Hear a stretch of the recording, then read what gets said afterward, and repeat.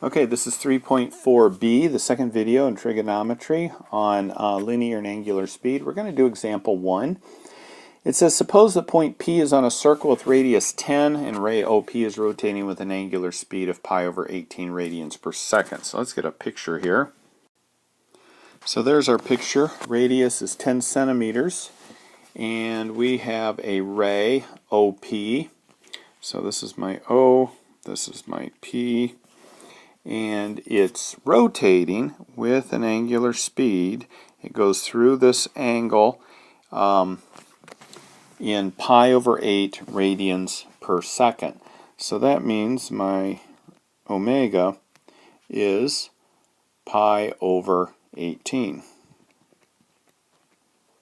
That's how many radians it goes through per second.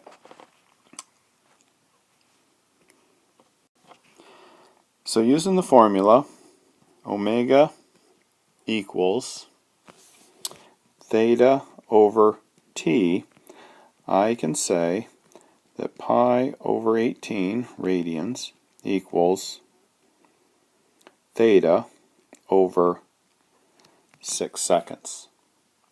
Because A says find the angle generated by P in 6 seconds.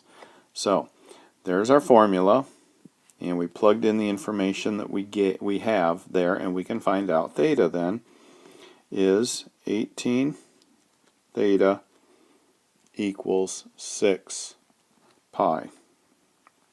Then we divide by 18 and we get pi over 3 radians. So what were they asking for? The angle. And again, the angle is going to be in radians when you're dealing with angular velocity here. So that's the A portion. So the B portion is asking how far this dot traveled along the circle. And again, and this is in 6 seconds. So they're saying that we're going to make this dot, we're going to call it P. So we've got this angle, and we found out that that angle is pi over 3, so it's really, let's make it a 60-degree angle because that's what pi over 3 is. So that's pi over 3, we just found that out. So again, pi over 3, which I didn't make a very good pi over 3 here. Pi over 3 is the angle that point P went through in 6 seconds. So it took 6 seconds for this point, or this angle, to go from here all the way up to there. Okay, so that was the angle in 6 seconds. All right, the second part, B, says find the distance traveled by P from here up to here. So we're talking linear velocity, the distance. So we're going to use the formula that we had put up here before, S equals, because S is this distance right there, S equals the radius times theta, and we found out theta is pi over 3, and we know the radius is 10, so we have 10 times pi over 3, which equals 10 pi over 3. So when this was traveling pi over 3, the distance in 6 minutes, when we stopped, this circle length right here had traveled 10 pi over 3 long. So if you take 10 times pi divided by 3, you're going to get, a little bit over 9, or a little bit over 10. So the length of this is going to be a little bit more than 10 something. We don't know. I guess it looks like centimeters is what they're saying. All right, C. Find the linear speed. So we're not interested in how far this traveled. Now we're looking at how fast it traveled in that 6 seconds there. So remember velocity. We already talked about that. Velocity equals S over t, distance over time, just like you're used to. Like miles per hour, it's your distance, 60 miles per hour, your time. So velocity is going to be the same.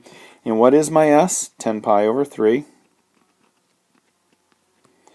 And we need to know how we're looking at 6 seconds, right, from the problem. All right, so we're going to go ahead and invert and multiply. And we get 10 pi over 3 times 6 is 18, and we reduce that to 5/9. That's how many centimeters per second it travels. That's how fast this thing is going, is 5 pi over 9 centimeters per second, whatever the heck that is. So take 5 times 3.14 divided by 9, and you're going to get a little bit less than 2 centimeters per second. So it will travel from here to about here in a second. 1001, about that fast. 1001. So it kind of goes a little bit fast, but not terribly. All right, example number 2 is finding angular speed of a pulley and linear speed of a belt. Okay, so here's my handy dandy picture. So let's say that we've got a motor here and it's spinning this belt, which means this pulley is turning around in circles. The pulley is 6 centimeters in radius, so it's 12 centimeters here, which is about 4.5, 5 inches from here to here.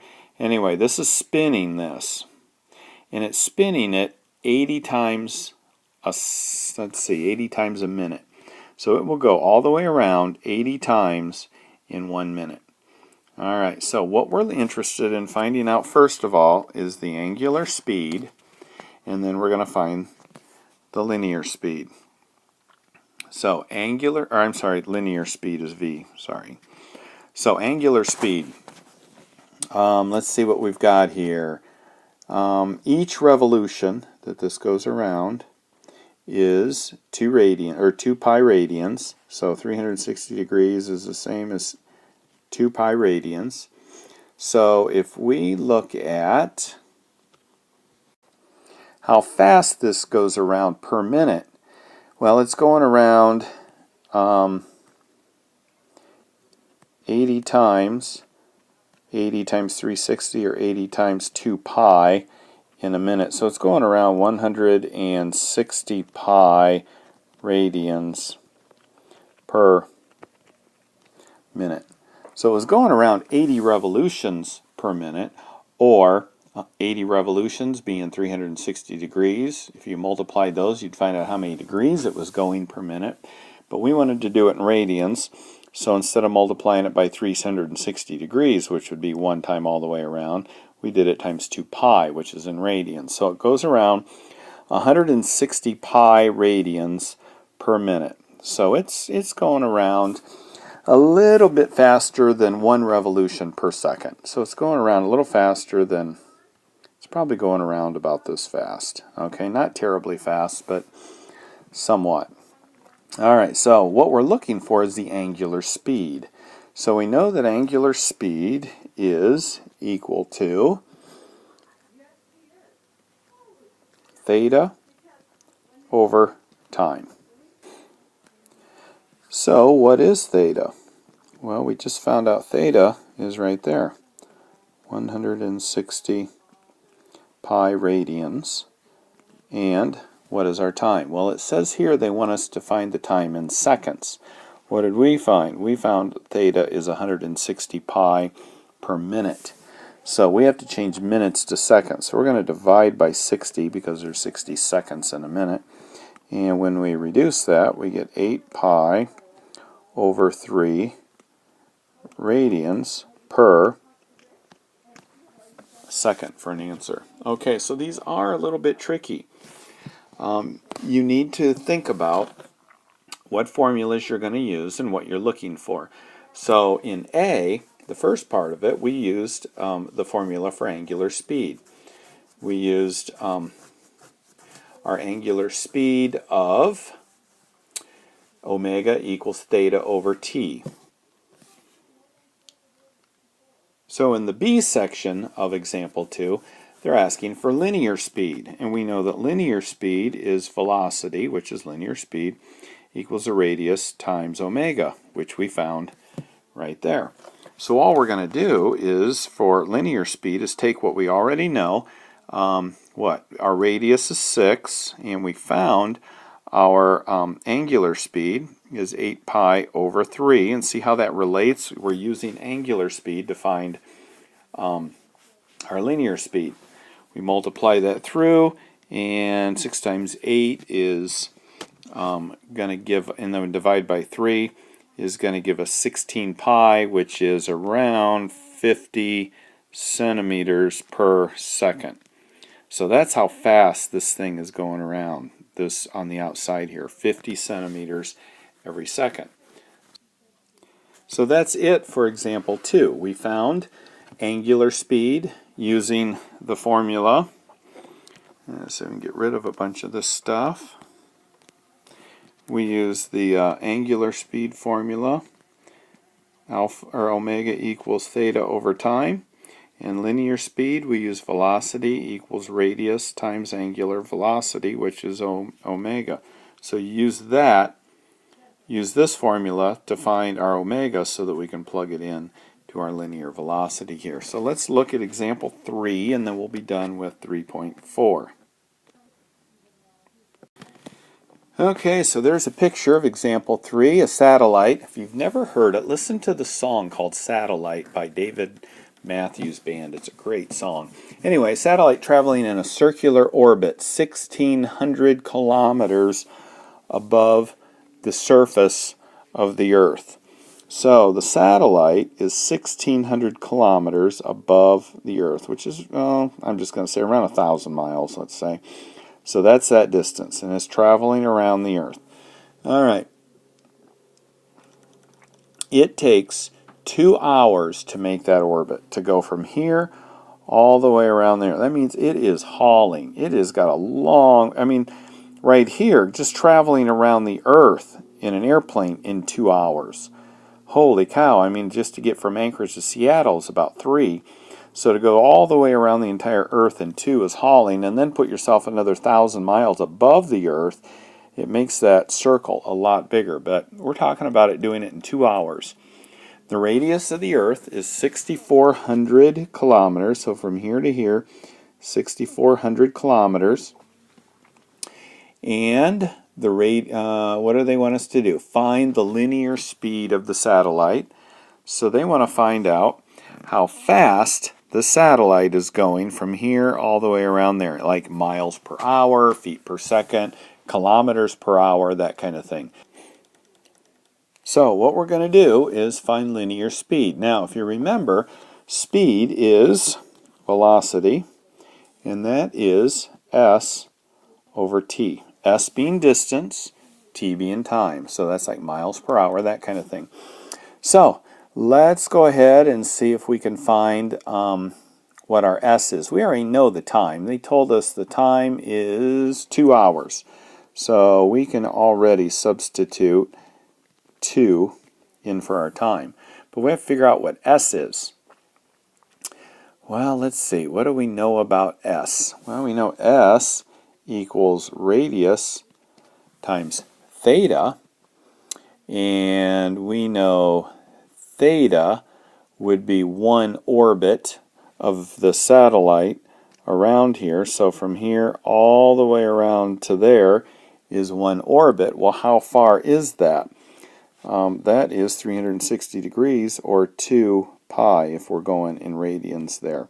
So theta is 2 pi. So now we have s equals r times 2 pi. So we're just slowly starting to get rid of these Greek letters and our unknowns as we're determining that they are known.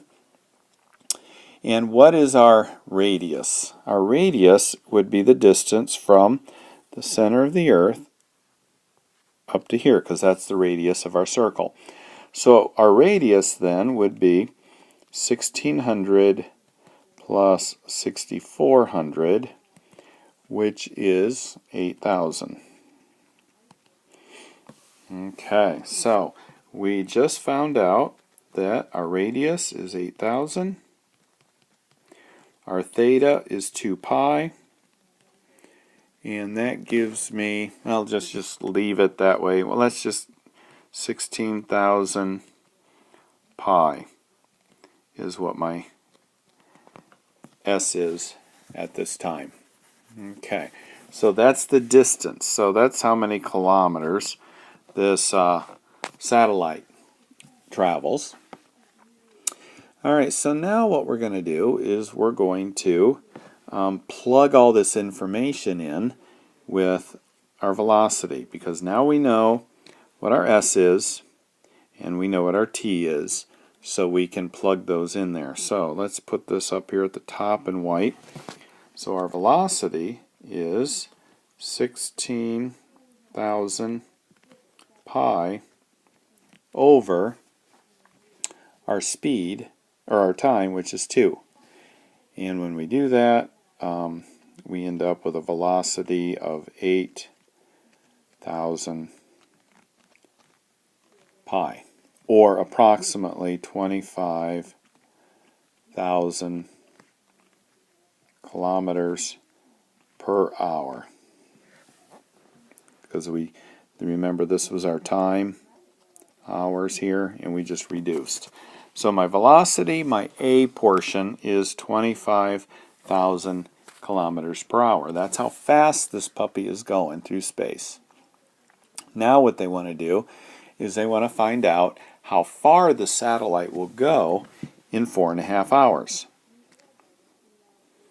Okay, so let's move some of this out of the way here. Alright, so we're looking at how far. So distance is s. Remember, when we would do things, this would be our s right there. So distance is going to equal velocity times time. So it's kind of like distance equals rt, like you did in the past.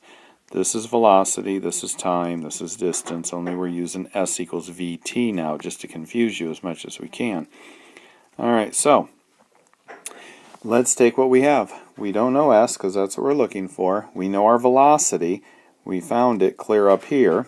It's 25 kilometers per hour. Or, yeah, 25,000 kilometers per hour. So s, our distance, is going to be our 25,000 kilometers per hour times the time they gave us. What did they give us for time? In 4.5 hours. So our speed times how long we've been going at that speed will give us how far we went. So if you're going to Anchorage and you're going 60 miles an hour for 3 hours, you just went 180 miles. So we took our speed times our time, and that gave us our distance. So that gives us a distance of 110,000 kilometers, because we're working with kilometers. So the key thing to doing these is knowing which formula to use. That's pretty much what it amounts to. So there's going to be some practice. Use your solution key. I don't expect you to get this the first time. It's a lot of hard stuff, a lot of new stuff. So anyway, we'll turn to the problem set in this next video.